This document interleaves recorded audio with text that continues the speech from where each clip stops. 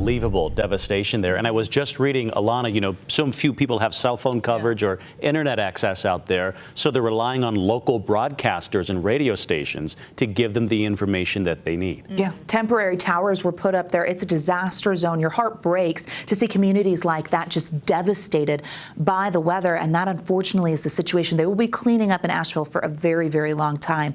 Meanwhile, we're dealing with the opposite, incredibly dry conditions as we close out the month. Live view from the ABC4 studios, our Colonial Flag Tower camera showing that breeze from the northwest. We actually had a dry cold front go through today. Did northern Utah favor as we sit at 77 degrees. Keep in mind that's still above average for this time of year. Let's look at that September weather summary. We're well above that average temperature for Salt Lake City and below average when it comes to the precipitation. We usually pick up upwards of an inch in September in Salt Lake, but that was not the case with high pressure in control, keeping things very quiet, especially for the second half of the month. It's the second warmest September on record in Salt Lake City ever. So that'll put that into perspective. As we look at the precipitation map here, you're able to see early on we had some measurable moisture, but only 4 days total in Salt Lake City, with the 17th picking up our most with getting more than a quarter of an inch. But goodness, the latter half of the month incredibly dry as that high pressure brings subsidence, sinking air, a warming trend, clear skies,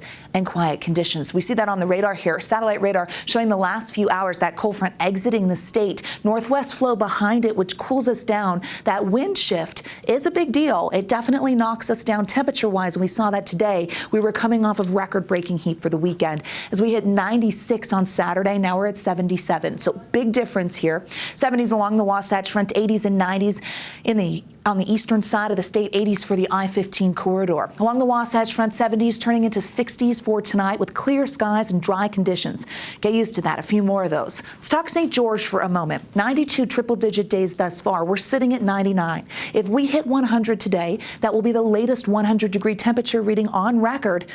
We did this and tied it yesterday, September 29th, tying the all-time record. Could break it today, could break it another time this week because the heat isn't going anywhere. Upper-level Futurecast shows that cooler air coming from the cold front, but you're going to watch as that ridge of high pressure builds eastward and keeps our dry pattern. As the ridge centers up towards the Beehive, state gets closer to us by Wednesday, and then again Friday, we really see those temperatures peaking. Very dry as we make it through the work week. Maybe next weekend we see the potential of a cool down.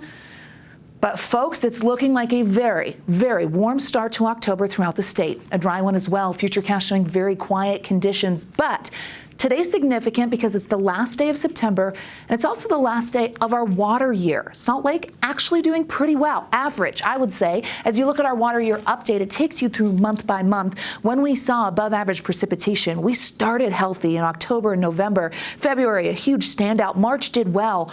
But by April, we were below average, and we stayed that way for several months into the summer.